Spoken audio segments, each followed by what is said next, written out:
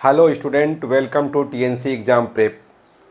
TNC exam prep में अभी English में सेंटेंस और टेंस में अभी 1 से 2 वॉल्यूम अभी समाप्त हुआ है।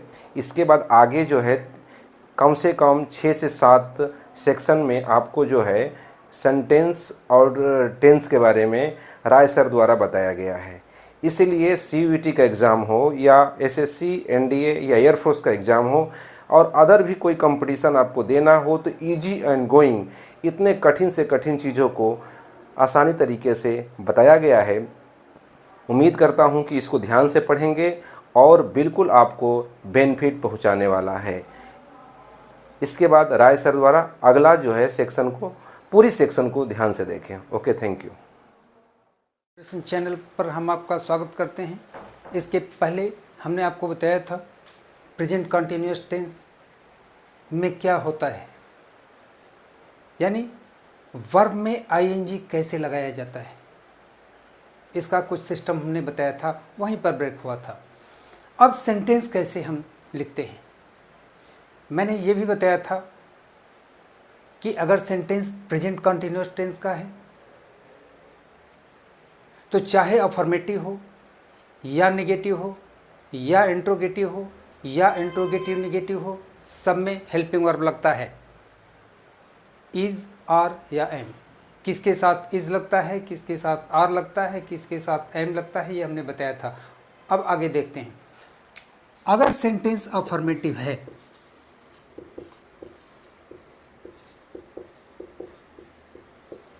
तो सबसे पहले आप लिखेंगे subject,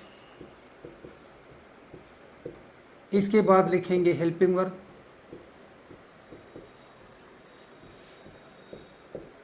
helping verb is, are, am तीनों है। वो डिपेंड करता है नेचर ऑफ सब्जेक्ट पर। सब्जेक्ट क्या है उसके आधार पर हेल्पिंग वर्ब आपका बदलता रहेगा। इसके साथ आईएनजी इन द वर्ब, इसके बाद ऑब्जेक्ट अगर है तो, और इसके बाद full stop. Subject, helping verb, ING in the verb, object. जैसे वे स्कूल जा रहे हैं, सब्जेक्ट हो गया दे, हेल्पिंग वर्ब हो गया और, वर्ब में हो गया आईएनजी गोइंग,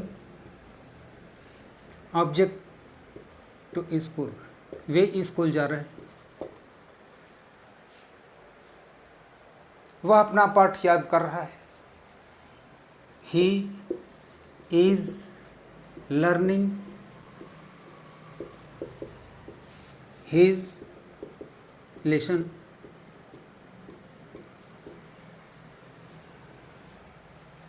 इस तरह से बहुत होगा तो किसी सेंटेंस में ऑब्जेक्ट नहीं हो सकता, ये हम बार बार कह रहे हैं। ऑब्जेक्ट होगा तो वर्ब के बाद लिखा जाएगा, अगर नहीं है तो छोड़ देंगे, तब इसके तुरंत बाद आप स्किप करेंगे, फुल स्टॉप लिखेंगे। इससे कम पर अफर्मेटिव सेंटेंस नहीं बनेगा।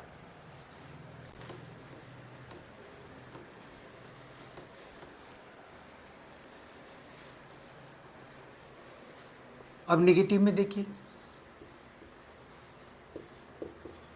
अगर सेंटेंस नेगेटिव है तो क्या करेंगे, तब सबसे पहले लिखेंगे सब्जेक्ट, इसके बाद हेल्पिंग वर्ब,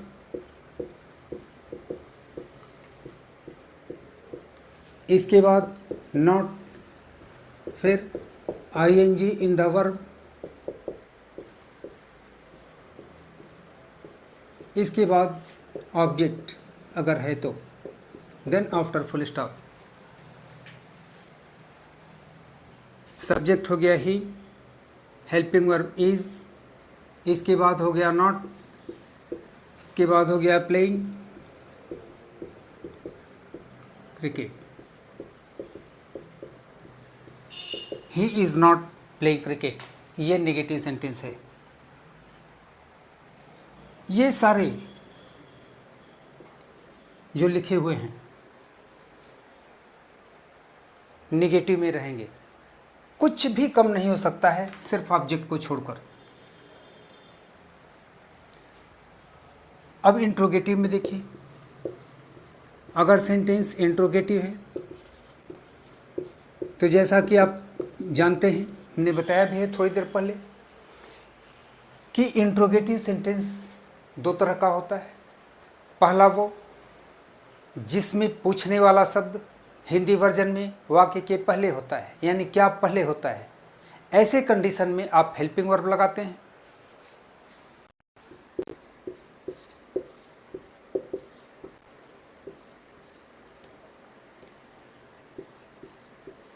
इसके बाद सब्जेक्ट लगाते हैं। इसके बाद अब इस टेंस के आधार पर आईएनजी इन द वर्ब, इसके बाद अगर है तो ऑब्जेक्ट, और इसके बाद question mark. Helping verb, subject, ING in the verb, object. और सब्जेक्ट हो गया you, verb singing, object a song. Are you singing a song, क्या तुम एक गीत गा रहे हो। दूसरा वो इंट्रोगेटिव जिसमें beginning of sentence question word से है। अगर पूछने वाला शब्द हिंदी वर्जन में वाक्य के बीच में है तो आप इंट्रोगेटिव वर्ड को पहले लिखेंगे। सबसे पहले आप लिखेंगे इंट्रोगेटिव वर्ड और बाकी सारी चीज़ें वही रहेंगी, कुछ भी अंतर नहीं होगा।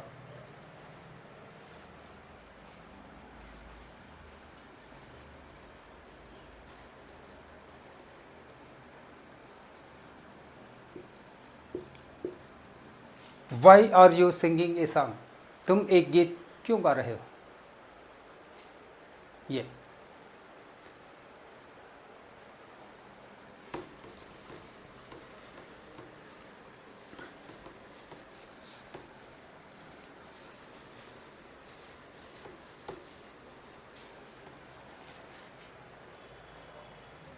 इसी में था इंट्रोगेटिव, निगेटिव, इंट्रोगेटिव, निगेटिव। प्रश्नवाचक नकारात्मक वाक्य, इसमें हमने बताया था कि पूछने वाला शब्द भी होगा, मना करने वाला भी शब्द होगा। ये भी दो तरह का होता है।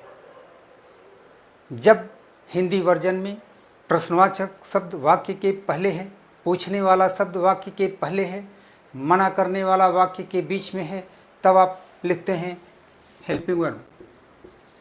इसमें भी लिखेंगे हेल्पिंग वर्ब। इसके बाद सब्जेक्ट, इसके बाद नॉट, इसके बाद आईएनजी इन द वर्ब, इसके बाद अगर है तो ऑब्जेक्ट, और इसके बाद मार्क ऑफ इंट्रोगेशन।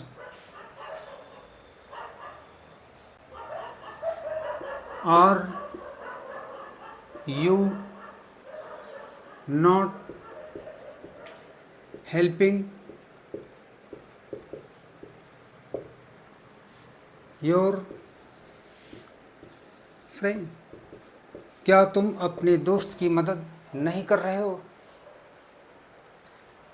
दूसरा वो इंट्रोगेटिव निगेटिव सेंटेंस जिसमें हिंदी वर्जन में पूछने वाला मना करने वाला दोनों शब्द वाक्य के बीच में है, तब आप क्या करते हैं, क्वेश्चन वर्ड पहले लगाते हैं, जिसको इंट्रोगेटिव वर्ड के नाम से जानते हैं। बाकी सारी चीज़ें वही होंगी। Why are you not helping your friend.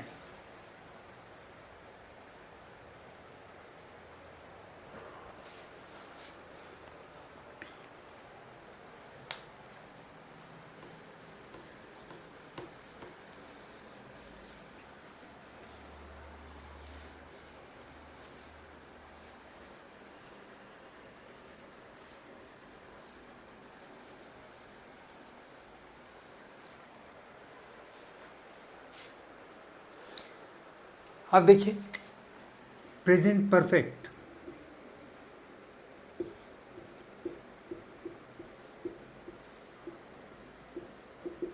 Perfect का मतलब आप जानते हैं पूरा हो जाना। जब किसी भी वाक्य से किसी काम के कंप्लीट हो जाने की सूचना मिले, काम के कंप्लीट हो जाने का इंफॉर्मेशन मिले, तो वह प्रेजेंट परफेक्ट टेंस का होता है। पूरी पहचान क्या होगी? वाक्य के अंत में चुका है, चुकी है, चुके हैं, चुका हूँ, चुके हो, इस तरह का लगा होता है हिंदी वर्जन में। प्रेजेंट परफेक्ट टेंस का हेल्पिंग वर्ब दो होता है, या तो हैज या तो हैव, और इन दोनों के साथ आप वर्ब का थर्ड फॉर्म आप लगाते हैं। कोई भी सेंटेंस हो, अफर्मेटिव हो, निगेटिव हो, इंट्रोगेटिव निगेटिव हो, सब में ये हेल्पिंग वर्ब लगता है। जब सब्जेक्ट सिंगुलर नंबर का है तब हेल्पिंग वर्ब हैज होगा। अगर सब्जेक्ट प्लूरल नंबर का है, या आई है, या यू है, तो इसके साथ हेल्पिंग वर्ब हैव लगता है, third form of the verb. अब सेंटेंस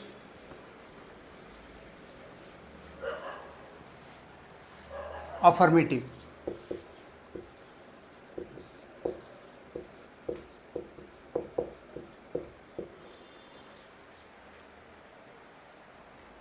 लिखेंगे आप सब्जेक्ट हेल्पिंग वर्ब, वर्ब का थर्ड फॉर्म, इसके बाद अगर है तो object, then full stop.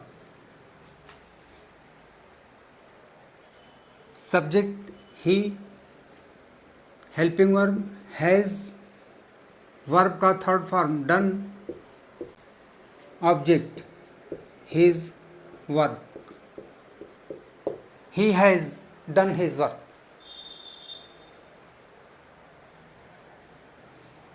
Negative sentence में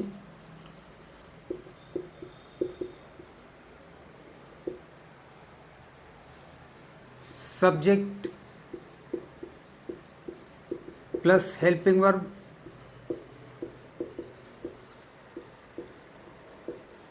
plus not, then third form of the verb, then object if any, then full stop.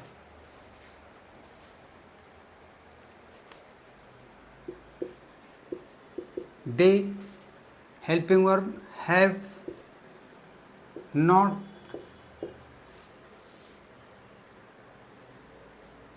done their work. They have not done their work, ये negative है। Interrogative में देखिए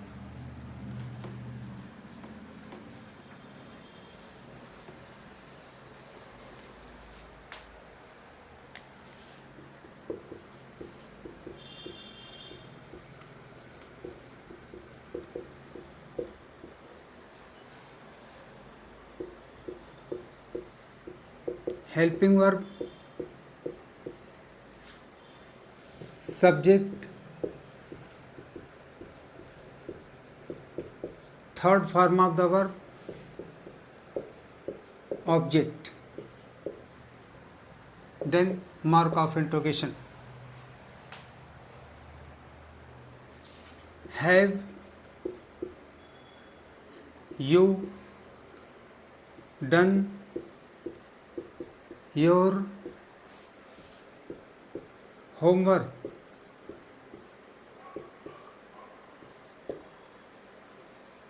दूसरा interrogative sentence question word लगा करके, when, यहाँ लगा दीजिए, when have you done your homework.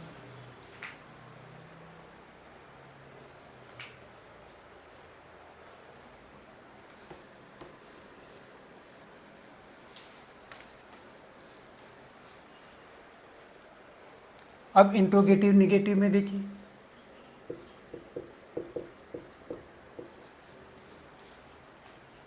Helping verb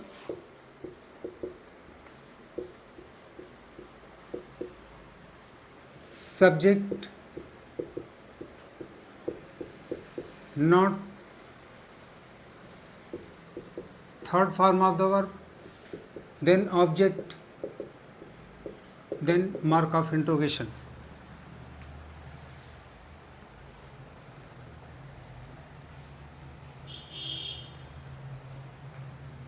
Has she not helped you? दूसरा वो इंट्रोगेटिव निगेटिव जिसमें क्वेश्चन वर्ड भी पहले,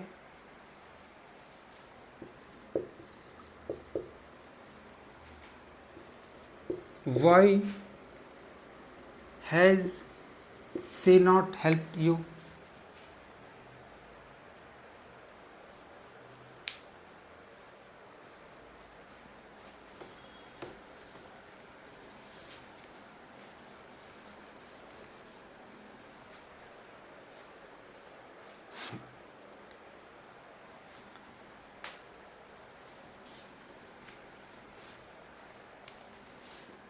अब आगे देखिए, present perfect continuous. Present perfect continuous tense, जब किसी भी सेंटेंस से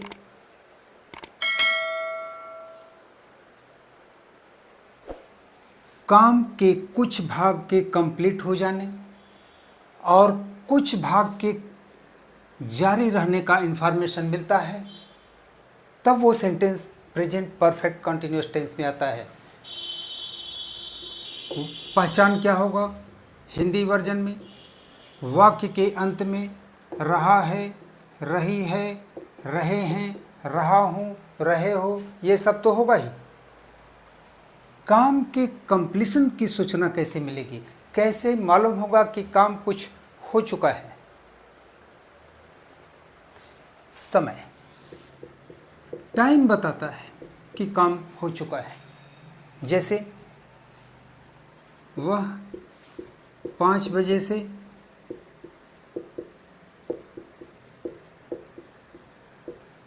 पढ़ रहा है, ठीक है, वह 5 बजे से पढ़ रहा है, तो पढ़ने का काम तो अभी कंटिन्यूएशन में ही है। 5 बजे से पढ़ रहा है, कुछ तो काम कंप्लीट हो गया होगा पढ़ने का। तो काम के कुछ कंप्लीट हो जाने का इंफॉर्मेशन कैसे मिला? टाइम से। अब देखिए, टाइम दो तरह का होता है। एक तो होता है डेफिनिट और दूसरा होता है इनडेफिनिट। डेफिनिट और इनडेफिनिट। डेफिनिट टाइम क्या होता है? निश्चित समय, 5 बजे से, सोमवार से, सन 2015 से, इस तरह से जब निश्चित हो तो डेफिनिट टाइम है, तो उसके पहले आप लगाते हैं सिंस। और इनडेफिनिट टाइम है, 4 घंटे से, 14 दिन से, 5 साल से, ये इनडेफिनिट टाइम है, तो इसके पहले आप लगाते हैं फॉर।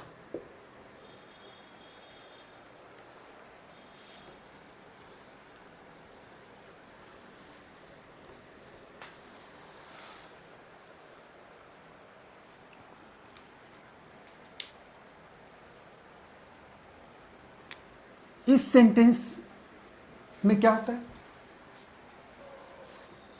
हैज़ बीन या हैव बीन हेल्पिंग वर्ब के रूप में होता है।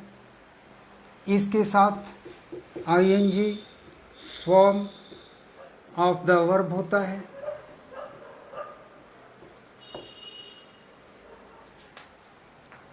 जब सब्जेक्ट सिंगुलर नंबर का है तो हैज़ बीन, जब सब्जेक्ट प्लूरल नंबर का है या आई है या यू है तो आप हैव बीन का यूज करते हैं। सेंटेंस चाहे जो भी हो, affirmative, interrogative, negative, interrogative negative, सब में हेल्पिंग वर्ब लगेगा।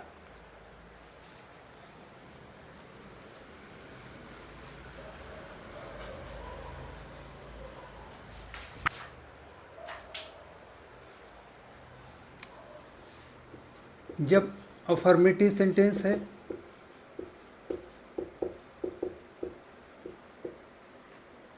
तो क्या करेंगे, subject plus helping verb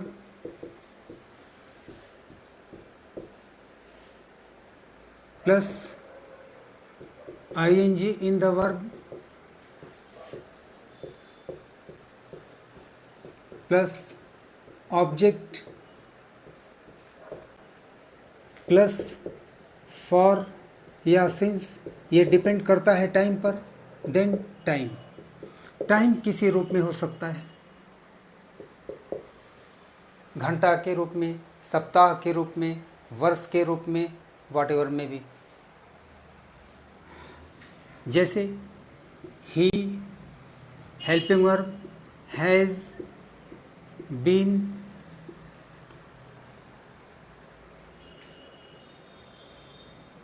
learning his lesson since morning. He has been learning his lesson since morning. अब देखिए निगेटिव में, निगेटिव में एक अंतर आता है। निगेटिव आप कैसे बनाते हैं, जैसा कि हमने बताया भी था, हेल्पिंग वर्ब के बाद आप नॉट लगाते हैं, लेकिन ये बात तब लागू होती है जब हेल्पिंग वर्ब अकेला है, डू है या डज है या इज है, आर है या एम है, इस तरह से अकेले। यहाँ पर हेल्पिंग वर्ब अकेला ही नहीं है, दो शब्दों से मिलकर के बना है, या तो हैज़ बीन या तो हैव बीन। ठीक है, तो इस तरह का जब हो तो आप नॉट इन दोनों के बीच में लगाते हैं। यानी अब आपका फार्मूला बनेगा सब्जेक्ट प्लस, अब हेल्पिंग वर्ब नहीं लिखेंगे, अब लिखेंगे हैज़ या हैव, ये डिपेंड करता है नेचर ऑफ सब्जेक्ट पर। इसके बाद नॉट, इसके बाद बीन, इसके बाद ING in the verb, then object, then for या since, then time, then full stop. देखिए, she has not been making a noise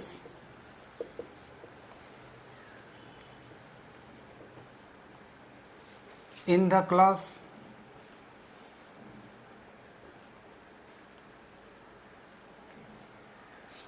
for 5 minutes.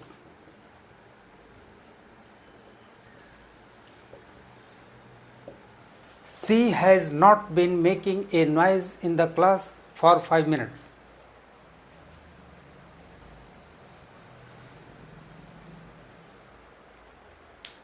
अब यहीं पर हम थोड़ा सा ब्रेक करते हैं, आगे का नेक्स्ट वीडियो में आप देखेंगे।